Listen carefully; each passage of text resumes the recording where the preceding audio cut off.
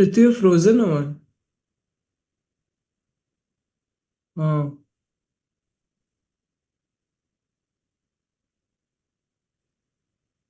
Ritu is frozen. yeah. Yeah, she said she's on hotspot today. She's joining from another this thing. Can't hear Dr. Ritu. Yeah. Ritu, your audio is not there. Or we can't hear you, Ritu.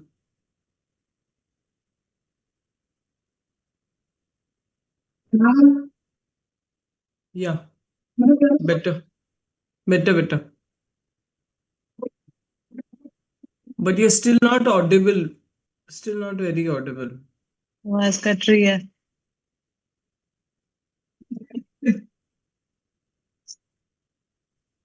It's getting back from the holiday jitters, guys. So chillax, get it done.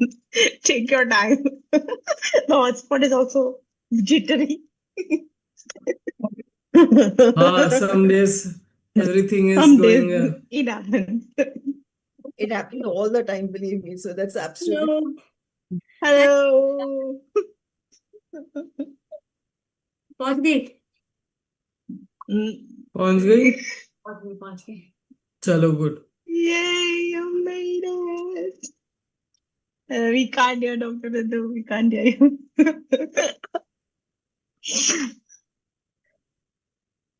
Yeah, phone. On the phone. Yeah, better.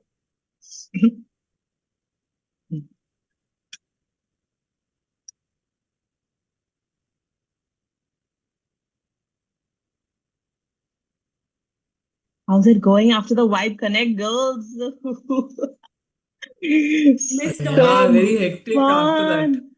Yeah. के बिठा देती हूँ. Because all the things which were pending for the last 1 week we are doing now. Yes, yes. Everything was put on hold, no, for Vibe Yeah. Connect. So yeah, Avalanche of work. Said it was getting back.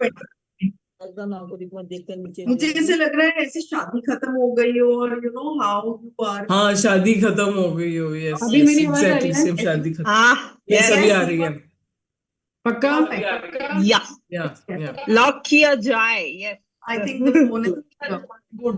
Continue.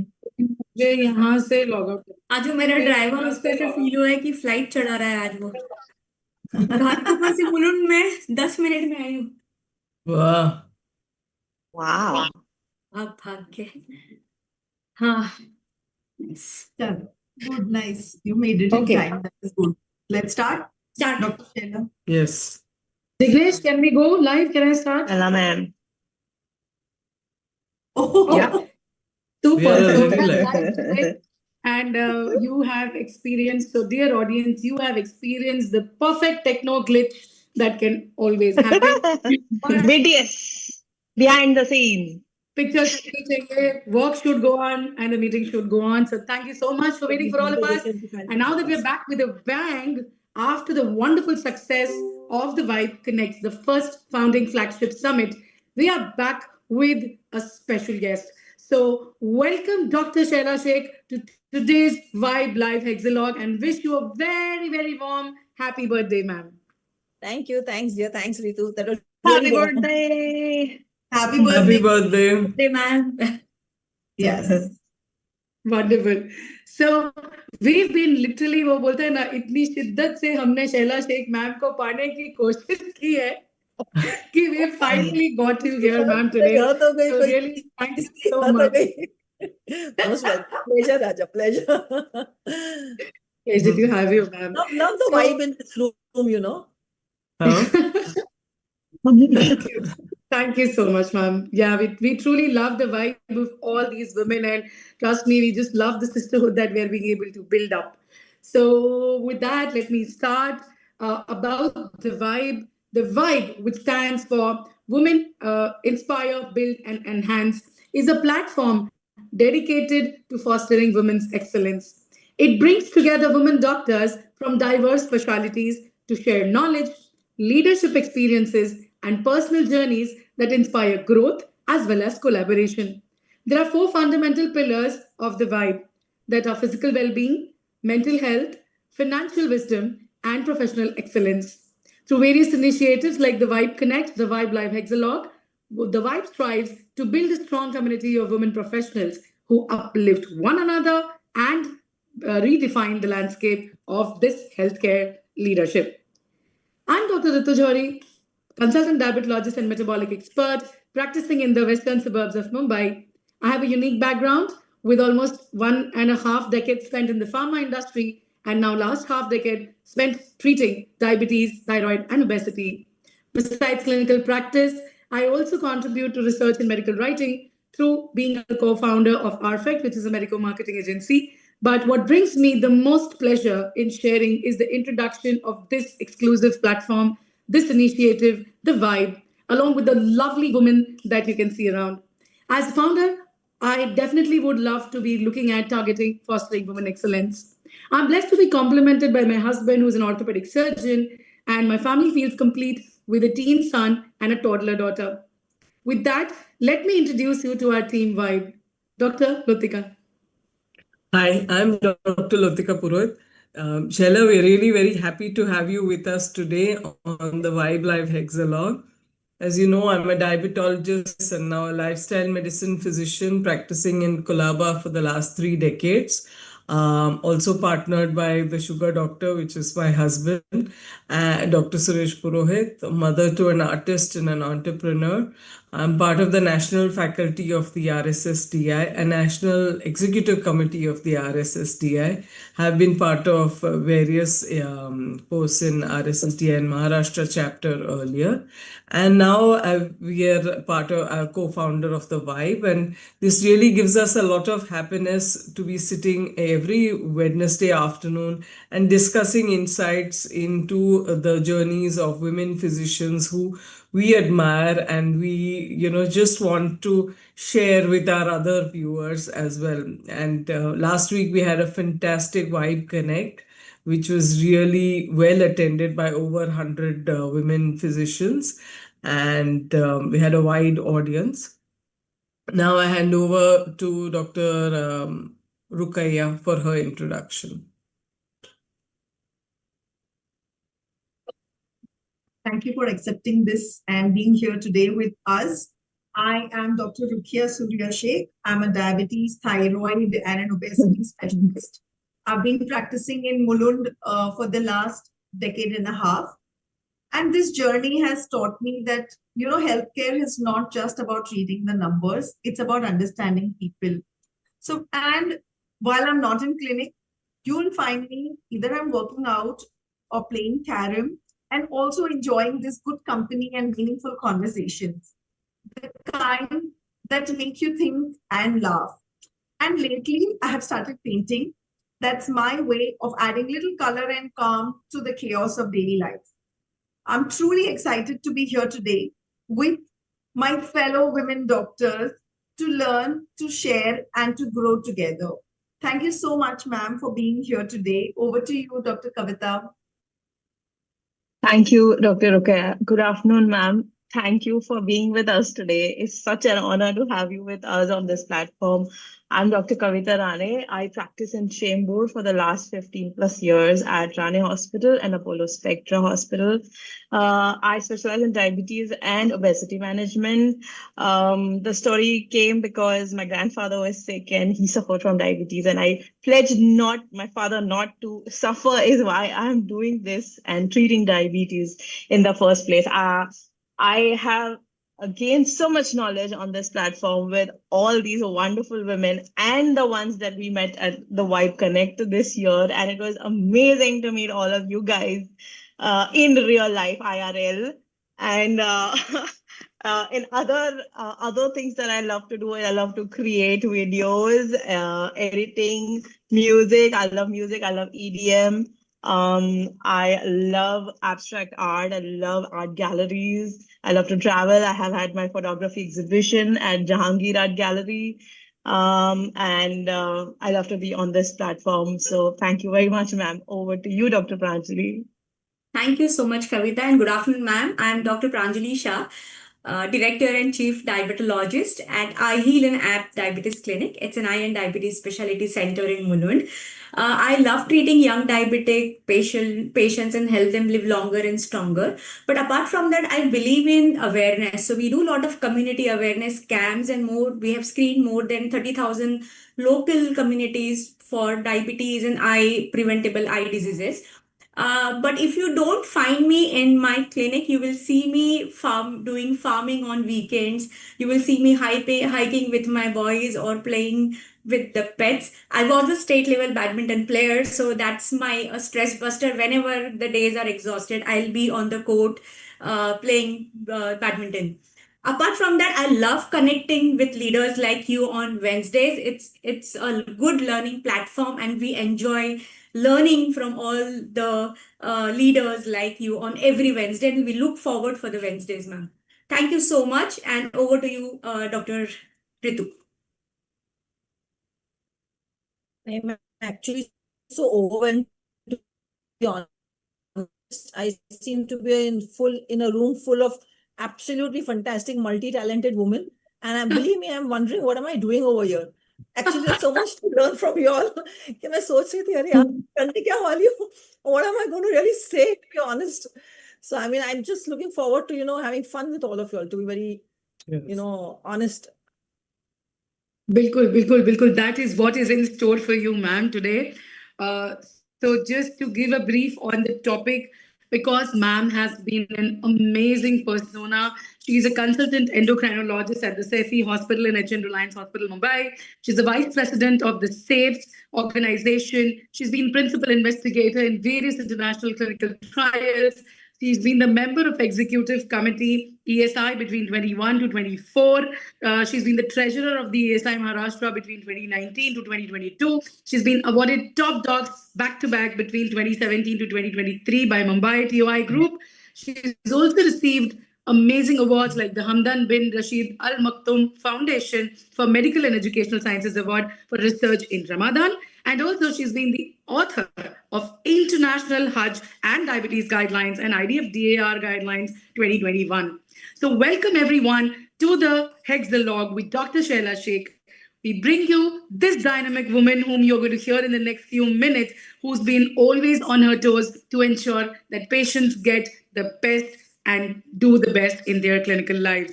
So today's topic, hormones beyond prescriptions, healing across life stages. With that, quickly one question to you, ma'am. How did you feel? Like you just said that you were clueless, but then how is your feeling now to be on the vibe?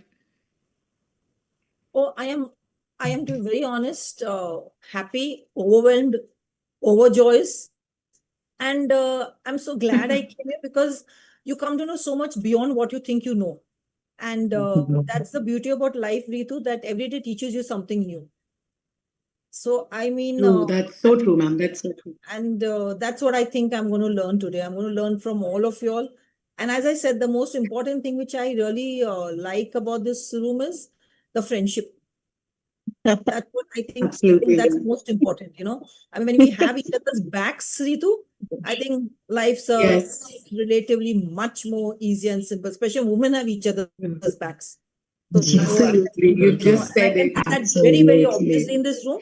I could see that from the going live, banter which was going around. I mean, I like the fact that nobody got hassled because somebody was late.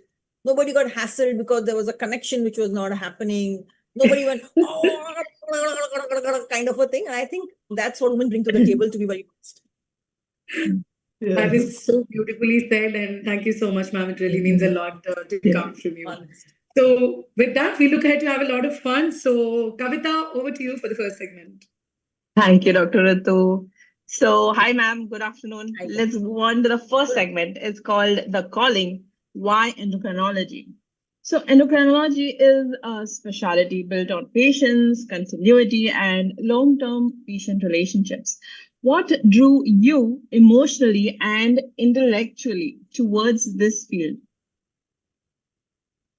To be honest, Kavita, what drew me to this field was the fact that it was like, a very mysterious field to begin with. When we're doing our MD, we're not really very well exposed to hormones. It's one field which we all neglect. We are all busy with our cardiovascular system and listening to systolic murmurs and diastolic murmurs. And that sounds much more glamorous, And I remember being whacked on my head, but I could never make out the difference, to be very honest with you. And so it was a mysterious branch. It drew me to it because there was a lot which I thought could be done. It is an upcoming field, still a lot more to learn in that. So I thought this is the field of the present as well as the future, because there's still so much known and a lot more unknown, as we all are seeing at this point of time with the obesity story unraveling. We know there's so much more in this field, but still we are really clueless about. And I think the part of the mystery is what drew me towards it. And because hormones conventionally associated with women, and I always felt that women health was a very neglected segment of society. I belong to a typical. I came from a joint family. I belong to a society where we saw. Women health was somehow always, the back burner. And everything was put on, anything about women was like, oh, your hormones have gone for a toss. It was always something, it's just hormonal, it's sort of relegated to the background. You're just having some of those hormonal, whatever, And that's when I thought that, okay, maybe this field is what I really want to be a part of. True. That makes perfect sense. So, early in your journey, was there a mentor, a patient, or a defining moment that quietly shaped your clinical philosophy? My mentor, to be very honest, has always been my mom. She was my go-to person for anything on earth. And she was wise beyond her times, in the sense that she could relate to what we would tell her. I never remember having a generation gap with her where, I couldn't go and talk some crap with her. So as far as mentoring is concerned, I think she was the one who taught me that the sky is the limit. You just have to go and grab it. You just grab, really don't need to worry about anything else. And and the person who trusted me the most in my life, to be honest, was my father. So I never had limits. Okay, you can't do this or you can do this, honestly. So if I talk about early mentoring, that's where it came from.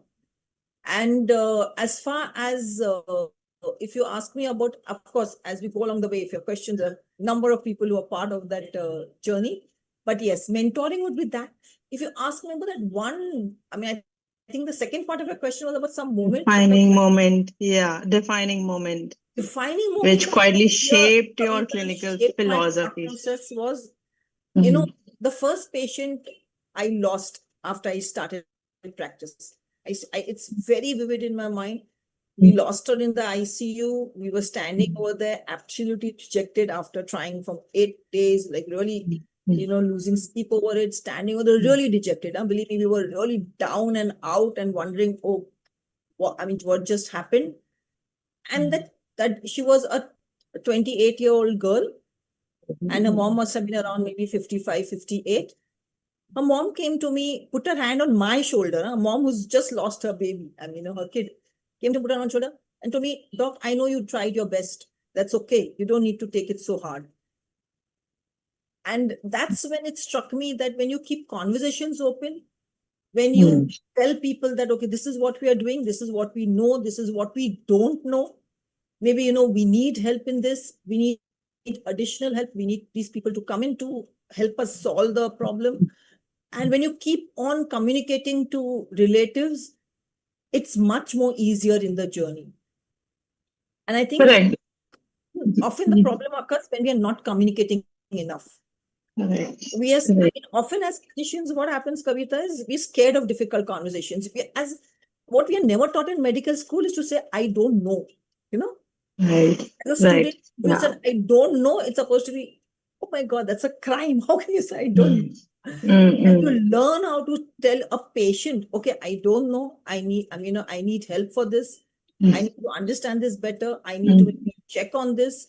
Once you learn to say that, Kavita, that was a defining moment for me, because till then I had never learned the importance of communicating and saying that, okay. And that's when one sentence by the mother taught me, keep on communicating. it's a family who understands that you're doing your best. The results may not be favorable, Kavita. Results may go, I mean, for you may go against you, doesn't matter. The journey with the family matters. And that journey should never make them feel that, you've not done enough or you've not done your best. True, ma'am. What you're saying is so heartwarming because that is the human part of us that we need to show the patient, the family, that we are also doing our best and we are doing what we can and we need help too. Amazing, ma'am. So you've balanced academics, research, trials, and a demanding clinical practice. How did this multi-dimensional career evolve over time? Kavita, I learned to prioritize. I learned, okay, today this is what matters. I'm going to concentrate on this today. Okay, then the rest, everything takes a back seat. Today, if, for example, we are having an audit clinic at our clinic, clinical trials, we're having an audit. I know for the next 2 days, I just need to concentrate on this. This is priority for me at this point of time. At some other point of time, there may be some other priority. I need to prioritize that. It's a question either at the beginning of the week or the beginning of the day. Sometimes beginning of the week doesn't work. Things can go totally awry by the time the day also has ended. But maybe you need to, and sometimes you need to prioritize maybe from hour to hour also, saying, okay, now this is more important to me. I need to get this sorted out first. And then maybe I need to get that sorted out. I mean, I think that really, helps you sort of balance out everything, or I mean, which sometimes may seem all over the place. But like how did this whole thing like come together? How did it evolve, ma'am? Like your this multidimensional career, how what are the challenges and what are those steps that define it rather? To be very honest, Kavita, when I started out as a clinician, I felt we were sort of, oh my God, you're only doing practice. It's something like, oh, big deal. And that's when I thought, I want to change that. I want something more than just being saying, oh, big deal. Okay, you're doing practice. And that's when I said, okay, if I want to be accepted as somebody with academics in the bargain, I wanted to be accepted as somebody who's also doing some amount of serious medical work. We all know in our profession, it's very easy to call a clinic, oh, clinic hi to karte ho aap. Like it was like, So that's when I realized that sometimes you want it all, to be honest. And when you want it all, then you realize, okay, now, okay, this is fine. Now I want to move on to this. And this is also what I want. And how much I can sort of, there's always going to be adjustment, Kavita. See, for example, if you're going to go into trials, there's going to be some amount of cutting of clinical work. Yeah, You have 24 hours at the end of the day. A lot. There's nothing like 48 hours for any one of us. So when there's 24 hours in the day, there's something which you're going to cut out and there's something which you're going to sort of adjust. So it's all a question of what you decide to cut out and what you decide to bring on to the table. And it may just be a different, it's a question finally at different points of time in life, you want different things. Like, for example, at this point of time, you'll all want wife to work out. You didn't want it a year back, for example. At a year back, you must have had different things at the same point of time. On 25th March, everybody was doing something completely different a year back. Yeah, true. So, exactly. So, I got this is it. something like, and then you decided, no, now I'm going to spend Wednesday afternoon 1 hour. So, you all have removed that 1 hour from whatever schedule you all have fixed, whether it's running or doing whatever. And that's how we all evolve when we all decide, okay, now this is more important to me and this is what I want to do. And it changes, Kavita. It just changes over time. What you may want 10 years back, you don't want now. So, it's as, you just learn along the way. True. One last quick question, ma'am. Today, when you reflect back, what has endocrinology taught you about listening to patients beyond numbers and lab reports? That's a very, very pertinent question, Kavita. I think endocrinology taught me to definitely listen to the patient first before you pick up that lab sheet also. Your diagnosis is 50% based on what that patient is talking to you. And often we make mistakes when we don't listen to the patient. So as a rule of the book, I will never pick up the file for the first 3 to 5 minutes of the conversation I'm having with the patient. I will not look at reports. I will often just listen to the patient, hear out the patient. Two things it works or helps, Kavita. One, the patient feels wanted. the patient feels that, okay, we are actually listening to them rather than we looking at some file, giving 1 year to them. And when they feel when they feel that we've heard them out, they are more happier people when they walk out of your consulting, because they feel that, okay, they've just been treated like, okay, Any sitting on other the chair, patient? I'm doing something for you and I'm just hearing you out. I'm looking at those sheets of papers. So I think that does make a difference when you actually hear them out, actually listen to them. One thing is hearing them and one is actually listening to them. Yes. And I think that difference we all need to imbibe, that you listen to them, don't just hear them out. Don't have a preconceived notion that, okay, if this person is saying this, maybe it's just this. If a person is saying that, it is just that. Because you just don't know what kind of a lesson you learn from the next patient who walks into your consulting. So I've learned the hard way that please listen first before you actually make a diagnosis. Thank you so much, Shehla ma'am. Over to Dr. Ritu for the next segment. Thank you so much, Dr. Kavita. And ma'am, truly, yes, I think completely second your thoughts on that. That, so many times it is just that listening which gives so much happiness on the patient. When they're walking out, they absolutely tell you that, what, we felt so nice even after talking to you. I think that does exactly the honors, which otherwise, if you're lost in files and everything, you kind of miss, the bus. And sometimes, labs can still be wrong, but when you're talking to the patient, that discordance is easily picked up. So that makes a lot of sense.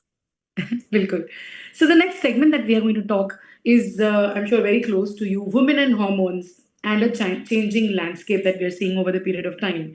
So the first one coming up to, we are seeing younger women now present with, these lifestyle disorders, be it PCOS, the thyroids, then of course the metabolic concerns, obesity, hirsutism, diabetes. So of course we know that biology is changing, or is it that just the lifestyles are overwhelming the hormonal resilience? I think it's a little bit of both, Ritu. Hmm. Honestly, I think our lifestyles have contributed, of course, in a very big way. It may Right. sometimes may not be the conventional stuff that we talk about. For example, you have this girl walking into your consulting, Ritu, and you'll ask her, and she says, ma'am, I'm eating right and I am exercising, which you think is the Hmm. two most important things which Yes. what she may Yes. not tell you is that she's sleeping at 2 a.m. in the night. She's on a mobile till she's going to bed at 2 a.m. Correct. She's very worried about not being right on that Insta post that she has to, she wants to make just perfect for. That's creating a lot of stress for her. She's not talking about the relationships, be it pure relationships or be it, Correct. other relationships which are real, creating so much stress for her because she's Yes. either not a part of it or a part of it, whichever way it may be. So what Absolutely. we are not realizing is that much more than what we are seeing. When we talk about calories, and when we talk about have you done 10,000 steps, 10,000 steps, 10,000 steps, I think we just scrape the, surface. That's I so mean, true. just don't try to really. So I think it's a little bit of everything which sort of, adds to the entire picture. A mix of everything. Absolutely. Very well said, ma'am. And, often we see that there is, women, like they move in, like when they are small, the girls are with the pediatrician. Then they come up, they grow up, they are still looking at the family doctor, and they move on through their hormonal phases, like from adolescence, fertility, menopause, with very fragmented guidance. They have different caretakers whom they are going to. How important do you see endocrine care being?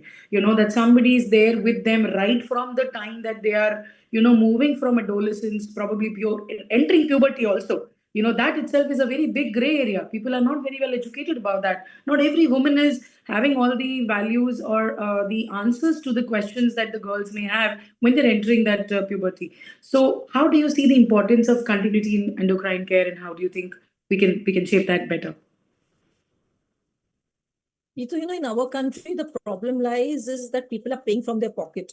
True, true, We ma'am. need to, at So all true. points of time, also be aware about that very important That's fact. mm, Now, for mm. a lady who is, maybe planning pregnancy or is pregnant, seeing the gynae becomes more important than, of course, seeing the Yes, endo. Yes. For ladies undergoing cardiovascular problems, seeing the cardiologist is going to become more important than seeing the endo, for example. Correct. So, though it's, Correct. I mean, I would love a continuum of care, Ritu. The practicalities Yes. of the issue is that, somewhere we have to balance this out, create more education, create more awareness. That, for example, a lady knows for osteoporosis, she will think it's the orthopedic who will help her the most, not realize also that it's the endocrinologist who needs to take care of her bones, for example. Absolutely. So Huh. we need a lot of still in that segment, we need a lot of awareness still in that segment. And I mean, though I completely agree with you that a continuum of care is what makes the most sense, uh, uh, theoretically. Practically, Yes. sometimes it's a little difficult, considering the Yeah. fact. And then, and just endocrinologist looking after Ritu would be something like a multidisciplinary team looking after I the love that. patient at different points of on what the person's True. requirements are. Our biggest issue, Ritu, to be very honest, at this point of time, is picking up the phone and I was talking to just our about to colleagues. get there. I think somewhere needs to break down, so that's somewhere. And again, unless we learn to talk to each other and say, okay, I saw your patient today, and this is what I think, and what is it that your thought process was, and then Correct. we come to some kind of middle point. फिर क्या होता है ना रीतू, जो message मैं देती हूँ, जो मैसेज आप देते हो, सेम होता है. सेम होता है. बिल्कुल बिल्कुल मैम, And बिल्कुल. unless बहुत हम सही. सब same message देना नहीं सीखे, there's always going to be totally, disjointed Chaos. care. People having different opinions does not mean there has to be totally differential care. You can बिल्कुल. always come on a common Understood. platform, okay, Yes. let's do this and do this together. I mean, you may think of something which I don't think about. I may think of something which you don't think about, because both of us have only 5 minutes at that point. I don't think about the patient. Absolutely. अभी Absolutely. 5 minutes में often ऐसा हो सकता है कि I may not think about something which, when you see the patient with thought process, you may think about it. Correct. If you and me Correct. talk to each other, ma'am, Shehla, I think this is the story I tell you today. I think this was it, and that's the reason we thought about this. And you said, no, this could be an additional way. And I say, yeah, that's possibly could be. Let's work it out like this. Things would True. become very, very smooth for the medical profession, Ritu. I think, ma'am, ये आपने बहुत ही बढ़िया point हुआ है, because trust me, we have recently published certain abstracts. In fact, all of these people were with me on that, where we were talking about dapagliflozin now, the recent SGLT2 inhibitor, which has become one of the commonest drugs. Nephro is prescribing, cardio is prescribing, diabetoendos are prescribing, and the patient doesn't know. And we probably, if you're not seeing the prescriptions, patients are on two dapagliflozins, one dapa, one empa, and there are, people are landing up in fractures, hypoglycemias, dehydrations, acidosis. So I feel definitely, yes, there is a lot of scope for us to absolutely pick up the phone, speak, and just discuss the way out, so that it becomes easier. Even the patient feels good, that अरे मेरे बारे में बात हो रही है. They are really concerned about me, and they know about me. That okay, this is what was discussed. So that is superb. Coming to the next and last question, when symptoms are subtle, like the fatigue, the mood shifts, the weight changes in these young girls or adolescent girls, how can clinicians avoid both over medicalizing or missing early disease? So both is not right. We need to be really apt in terms of recognizing them and giving them the apt care. So how do you help these populations? We need to see, as clinicians, we need to recognize that there are always going to be times when you're going to underdiagnose or overdiagnose. Okay, so those are the That's two true. ends of the spectrum, which you also have to accept that there's a chance that I may miss out on something if I don't invest enough, or I am over investigating this person for whatever reasons which medically you feel are fit. Now, coming to the midway, where your 80% of patients would fall, would be definitely follow up. What really makes a difference is the patient follows up with you. For example, suppose today you have a patient who see with subclinical hypothyroidism, maybe a TSH of 4.5 or 5, and you decide, no, I think I want to wait. I don't want to really treat you. Let's wait and see what's happening 3 months down the line. That follow-up becomes very important for you, Ritu, that patient is following up with you. And so, for example, this patient has come to you from maybe a city in UP. This patient is not going to be able to follow up with you. And that's where your paper then needs to document that, okay, maybe I'm deciding to treat for this reason, or maybe I'm deciding not to treat for this reason. I'm not so sure for the follow-up. and that's what I am then doing. So it gives the person who's subsequently going to see your paper also little clarity that okay, this was Correct. thought about, and maybe Correct. that's the reason why this was decided.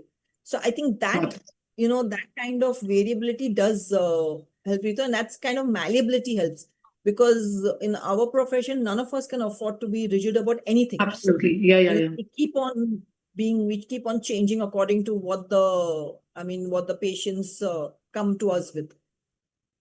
Absolutely, ma'am. Beautifully said that. And I'm really so proud that we are women, because women are so okay to be agile and so okay to be malleable. That kind of helps us to maneuver our roots and really, again, have the empathy and the emotional intelligence as well. Wow, we are so blessed. So, with that, I will now pass on the baton to Dr. Lotika for her segment. Yeah.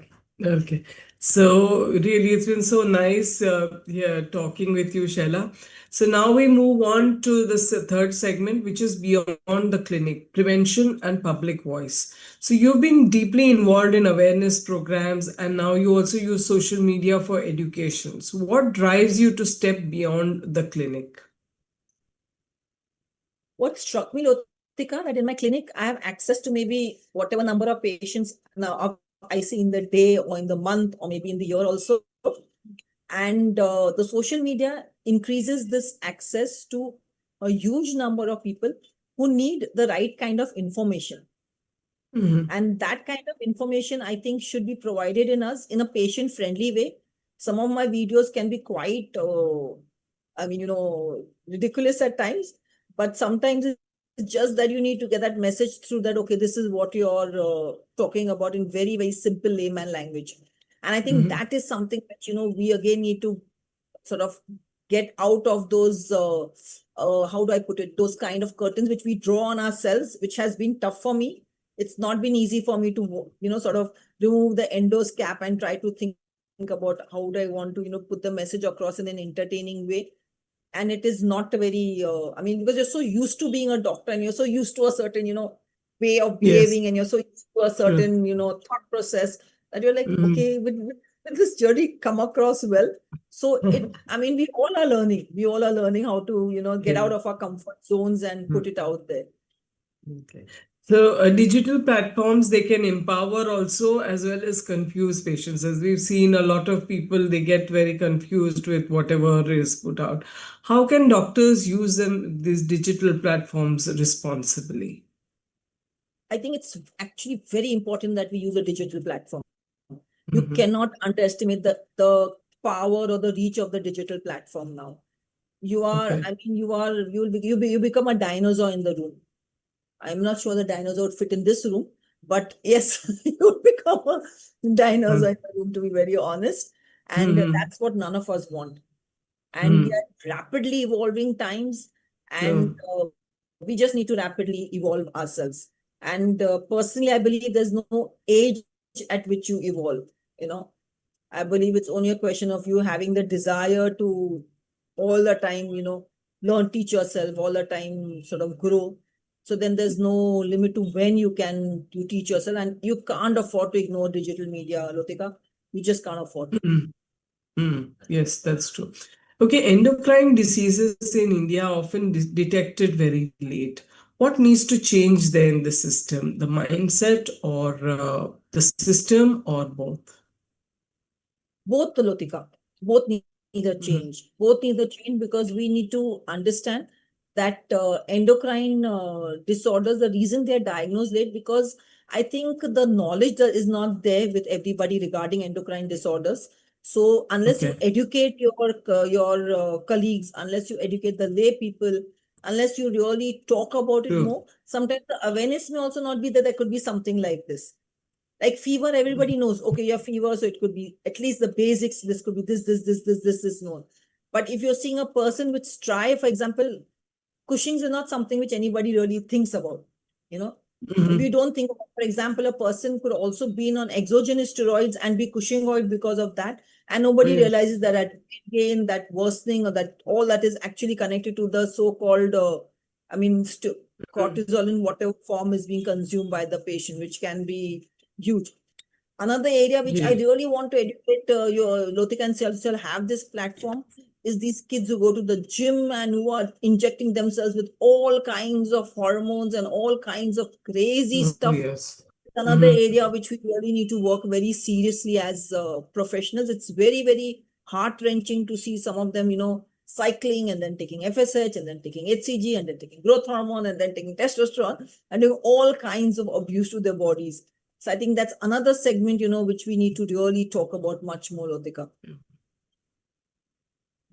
Yes, yeah, I know. Unfortunately, it's that's very sad. If you could give one national message on hormonal health for women, what would it be? I would tell women, each and every woman out there, that if your hormones are in an optimum situation, the quality as well as the quantity of your life is absolutely going to be the kind of life which you are, sort of aspiring to live. It is going to be the kind of life Mm-hmm. that you want to live. And when you are healthy, hormonally healthy, there's nothing that really needs to stop you. There is no, I mean, the True. gender cannot at least, hold you back as to, okay, you cannot do that because of your hormones. So that completely changes the way you look at life. Okay. Well, that's very nice because see, normally a lot of everything that happens to a woman right from the time she hits menarche to the time she even post menopause could be attributed to her hormones and things like that. But yeah, I suppose if her hormones are in balance, I think her life is really sorted, so to say. Thank you so much. Now I'll hand over to Dr. Pranjali Shah for her segment. Thank you so much, Lotika ma'am. So my segment, in the next segment, I'll be talking about physician's inner journey. So first 5-7 minutes today, what we were struggling, we have. So we want to have your practical inputs on this, like um, chaos, like not reaching on time, not connecting with the internet, irregular schedules. So that we have. So being a doctor, we face a lot of stressors. We have irregular routines, we have metabolic disruptions. So how do you manage your hormonal and emotional? Be anybody who's part of the support system. Yes. But what really takes me through a day is a very, very robust support system. Like I know, for example, okay, if there's something which is really tough and I can't reach, I know I just I just need to call maybe my husband and say, okay, this is my situation at this point of time. Can you just back me up on this? And now, there are, these, and I've been very, very fortunate to have a very, very supportive, strong system on both my in-law side as well as my maternal side. I'll be very honest about it. And I've had some fantastic friends. Friends who I can ring up at 2 a.m. in the morning and sort of bawl and say, okay, this is what went wrong in my day or went right in my day. So I think that really helps. Lotika knows Shefali, and I know I can call up Shefali, and she's an early person who goes to bed early.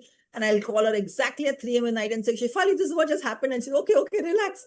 So, we need that kind of, supports. And we need to work on those support systems, Pranjali. They don't happen overnight. So it's Yes. a lot of effort which you put in those relationships also.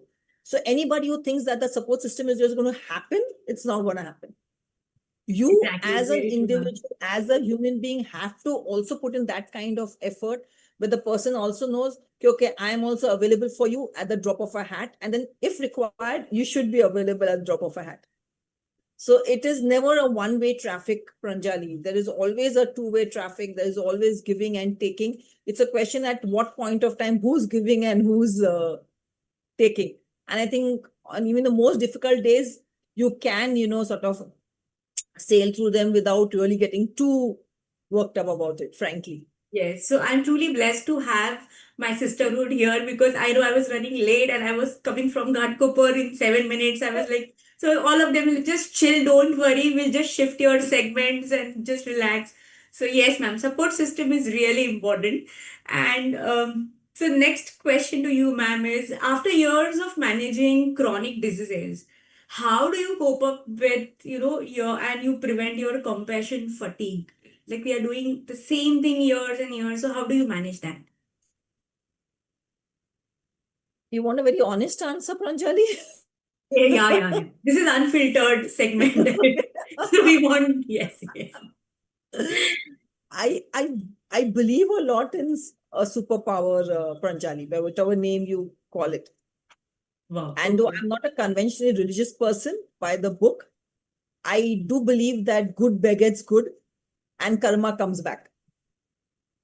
I mean, that's what I really believe in, that karma is just going to come back. So you better do that karma before it's like, It I comes mean, back to if us. I'm allowed to use a little bad language over here, Pranjali, do you give me Yes, permission to do that? yes, ma'am.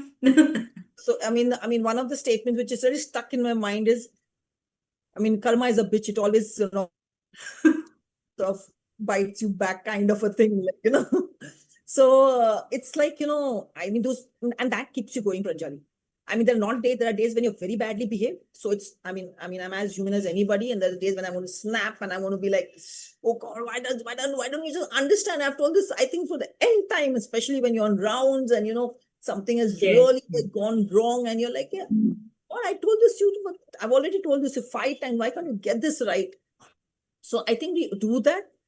But the bottom line is that you're aware that you've done that and that's not the Yeah. right way to do it. And you have that insight that, okay, I'm going to try not to do it next time. So it's not that you don't do it. It's not that you're not going to, sort of snap. It's not that you're not going to be badly behaved sometimes. It's not that you're not going to feel like what the hell just happened. But the insight is that no, I'm not going to let that happen tomorrow. And the last thing from Pranjali is, before I go to bed, I send a lot of gratitude out there to the universe. Thank you, thank you, thank you, thank you, thank you for everything, thank you for everything, thank you for everything. So, I mean, that Yes. helps you realize, okay, I mean, you're blessed. Pranjali, all of us sitting in this room are blessed. I mean, big time, to be honest. True. It's only a Yes. question of us reminding ourselves that we are blessed, which is, Awareness and accepting what we have done, I think that plays a very important I role. mean, so, I mean, these things keep you going. Like, okay, yeah, theek hai. I mean, when you're so blessed, you just can't afford to, not do what right. So I think Yes. that keeps you, Pranjali. Yeah. And my last I hope question that would was be, not too much jnana, Pranjali. I'm not no, getting it. no, we are loving, we just love talking to you. And this is heart to heart connection, ma'am. We are enjoying it. So there's no gyan. Like, oh my God, those are too cringy. No, no, ma'am. We are just loving talking to you. So, ma'am, next question to you, ma'am. When do you think about your legacy? How would you like to be remembered as a clinician, as an educator, or as a change maker? As a healer, Wow. So that I answers all, like everything comes in that one, I no? want to be All the remembered as threes a, are included in this. and Pranjali, to pata hai, healing actually, what I've realized again the hard way, Pranjali, is can come from somebody who you think, are sometimes people come and tell you, nahi madam, मैंने उसका ये खाया और मैं ठीक हुआ, whatever it may be, and you have that look on your face, skeptical, okay, whatever kind of a look, Yeah, yeah, that happens. yes, Yes. like a very, very skeptical look on your face. But what I've realized, and this again I've realized the hard way, that you don't know from where healing will come. Healing Yes. and treating are two completely different. So that was a very, very, again, a very hard lesson for me, very difficult to accept. I was like, I was so tuned to the fact, only this is the right way and the rest is all the highway. And slowly you learn to say, okay, maybe there's so much more to than what I know about the universe. And I better Yes. accept that, okay, I'm just a microscopic part of it. So So, we are like that's just one Zaria to do this, and something else is doing, and we are just the middle thing to complete the, like the Zaria hai yes, apne usme exactly. that way. Very good. Yes. Thank you so much, ma'am. And let's over to you, Dr. Rukia, for the next segment. Ma'am, it's been so wonderful hearing you and coming out. You're talking such unfiltered things, which is so nice that you bring about the compassion and the humanity, to even such simple conversations. It is such a beautiful human being that you are, that we just come to realize having these conversations.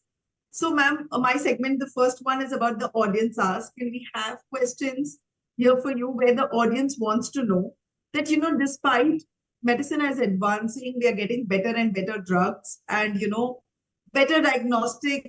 We have newer drugs and rather even the lifestyle diseases the younger generation today is rather more conscious about their weight and they're more conscious about going to the gym than I was while I was in my 20s. But still, these lifestyle diseases are continuing to rise. So, are we becoming better at treating the disease, but less effective at changing the behavior?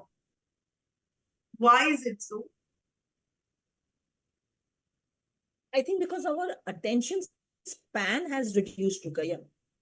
We are unable to sustain anything, our sustainability power of doing something. I mean, even when you're scrolling Insta, you look at it exactly for 10 seconds. So I think it's, our next generation is a fantastically fast generation, fantastic with their gadgets and fantastic. But what I'm worried about the next generation, Rukaya, is whether they're going to be reducing that human touch. Oh. I mean, what I really worry about is when you go to a restaurant now, you will see, I was somewhere in last week, this weekend, and I mean, when you walked in a place, we realized that half the restaurant was on the gadgets. Actually. So, I mean, it's a very complex situation, Rukia. I mean, there's no one answer, which I would love saying, okay, this is the reason or that is the reason. I think it's a little bit of everything. And it is going to require a multifaceted approach to really solve the problem completely. I mean, as I said, it may be, we're just looking at going to the gym as being healthy. But frankly, if you look at our genotype, if you look at our phenotype, we were supposed to be working for maybe 8 hours a day in the fields. And we have translated into that 1 hour of the gym, which we think, oh my God, I'm going to the gym. So that has to be good enough. And you'll be sitting for the next 7 hours. So though you've done your morning gymming for 30 minutes or 45 minutes or 1 hour, whatever time permitted, Rukaya, now for the next 7 hours, you sat on that chair and haven't moved at all from it. I think we so, are all that. Yeah, so it's that way. Basically, so it's much more complex than what you and me think it is, Rukia. Right. So, ma'am, with AI entering diagnostics and risk prediction, what do you think would be the true differentiator between a doctor and the AI-led diagnosis? Will it just be empathy or something more? No, Rukia, it's going to be something more because AI is finally works only on the basis of what is fed to it. We use AI. Please use AI. I would suggest tell everybody it saves your time. So don't be stupid enough to say, oh, I will not use AI. That's the most stupidest thing you can do. Use AI to your benefit. Use AI when you're stuck. Use AI when you need answers. Use AI when you need some to create presentations, for example. Use AI. But AI cannot replace the doctor at all, Rukaya, because finally the brain picks up a lot more subtleties than AI does. AI only picks up what has been told to the AI. AI is not going to pick up that extra something. AI is not going to look at that, hear that conversation again. AI is not going to be able to, other than the empathy, do so many other things, which I think, so I don't think doctors are going to be completely replaced by AI. The media loves to portray that, oh my God, your job is in danger and all that kind of thing. But I don't think it's going to happen at all. And by nature, Rukaya, I wouldn't like an AI deciding what dose I want to be taking. I always wonder, okay, did AI get that right? I mean, no, I'm better off going and asking my doc. I mean, they may go to the AI. I mean, my prescriptions, my patient tell me, ma'am, I put up your prescription on Chat GPT and the Chat GPT said it's okay. I said, oh, great. I'm so glad the Chat GPT said it's okay. I no longer get offended about it. I no longer get offended about it. I mean, maybe 2 years back, I would give that look like, okay, I mean, what was that now? But now I'm like, oh, I'm so glad the chat, approved of my prescription. Now you can please go ahead and continue using it. So, I mean, we need to change, we also need to change. I mean, when they tell you that, I have my patients telling me upfront, madam, then I went, I saw this, I checked this, and I thought, okay, this looks okay.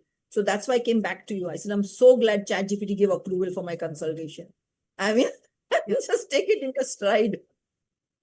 So the patients now are much more aware and they are more well-read. For us, we are seeing maybe like many, but for them, it is just one. So, they go dig deep into what they are doing and they come up with a list of their surveys. So, ma'am, now is the last segment of our session today, the Vibe Live, which is the rapid fire session. So it's time to switch gears where we are going to lighten it up with this signature white pulse. And few quick questions, and I want you to give us very instinctive and honest short answers to them. Okay? So let's start. The first question. Most misunderstood hormone. Oxytocin. Okay. Please explain that. This Oxytocin was is a just hormone. monosyllable.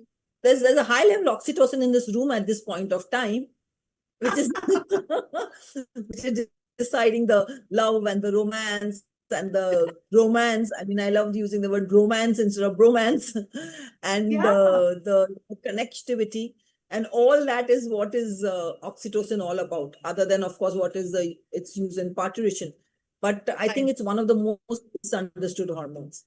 Okay. Ma'am, diabetes care today, is it reactive or preventive? Preventive. Okay. We are in an era of GLP-1 receptor agonists. We are going to prevent diabetes. Yes, I think we are all going to be talking about remission of diabetes rather than getting the A1C targets, probably. Yes. Clinic counseling, Yes. is it data or dialogue? Data? Dialogue. I didn't get you. What did you say? Counseling Both. in clinic, is it data that you say or is it a dialogue? The dialogue depends on the data. They both go hand in hand. Okay. One lifestyle change that gives maximum endocrine benefit. Being happy, less stress. Okay, that's nice. Social media for doctors, is it a responsibility or opportunity? Both. Both. You should take up this opportunity and use it responsibly. Yes, exactly. Young doctors today, are they ambitious or overwhelmed? Ambitious? Hmm. Yes, I would say ambitious. Endocrinology, is it patience or precision? Both. Precision with patience. Precision. Fantastic, ma'am. That was absolutely sharp, sincere, just exactly what Vibe stands for. So it was just so authentic, and we loved having every conversation with you. It's been so wonderful. So there have been many learnings for us today, and each one of us will start talking about the learnings that we had. And my learnings from today's were a few. One is we need to learn to prioritize. Each day can be a different prioritization. It could be different daily, hourly, or weekly, or yearly. And listen to the patient first and always have gratitude. Also, the strong support system just doesn't come up. We need to work towards creating that strong support system. So that's amazing. Thank you, ma'am. Over to you, Pranjali, for your learnings. Thanks, Rukia. So for me also, like a strong support system, and I believe the more you give, the more you get. So like you need to form a good support system, and awareness, acceptance, and surrender. I think that's what I could gather from your thing is like keep doing your work, but just be humble, and at the time bedtime you can thanks to universe for giving all the opportunities and blessings. Ritu. So I think what I really loved, of course, everything. But if I have to point out a few, the first thing that I really that touched my heart was, of course, having that 3 a.m. friend. I think I have found not one, so many. So I'm so glad to have this vibe sisterhood, and I'm of course that entire pool is growing. So thank you each one of you all who's here right now, Lotika, Kavita, Pranjali, Rukya. And another thing which I really loved, ma'am, which you said is that कभी ना कभी कुछ तो miss होना है. You can't be everywhere. And that is, I think, one of the biggest myths we face as women. We have a lot of guilt, when we are at work, we'll think about the kids and the home, and we are at work, home, we'll think, oh my God, I'm missing out on my career, and so on and so forth. So I guess we have to put ourselves into those shoes that, hey, look, just hold on, take a pause, take a deep breath, and this is where you need to be 100%. Do not really waver your thoughts. It's okay to lose some. You're gaining something any which ways at that point in time. So that will give your work also good amount of quality, and also give your mind a little bit of a sanity. Kavita. So true of what Rokia, Pranjali, and Radu have said. But one thing that sits in my mind very well, and I can resonate with it, is Zaria. आपने कहा हम जरिया है, हम जरिया है. हम सिर्फ healing करेंगे. We will not only just treat. Healing is what we will aim for. So I love that. Thank you very much, ma'am. Over to Dr. Latika. Yeah, so many learnings, and yes, of course, you always have to have a good 3 a.m. friend. That's very important, as Yeah. well as a very good support system, because to back you up whenever you are, unable to be, because we are all multitaskers and we all thrive on that. I think without multitasking, maja bhi nahi aata hai. So that is there. But what I really liked was that, listen to your patients rather than just treating the reports. Listen to them, what are their concerns, what have they come to you for, because no happy patient ever comes to visit us. They always have some problems, so you need to you know give them a ear, listen to them, and yeah, then I think you're able to solve, or then your thought process works better. Yeah.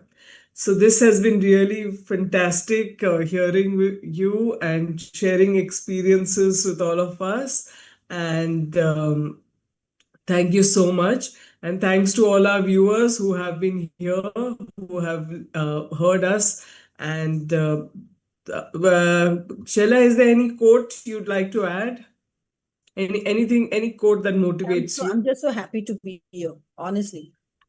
It was a fantastic afternoon, and I really loved. And I mean, I love the fact that y'all are such smiling and happy people. So I learned. Thank you. Thank you so much. Yeah.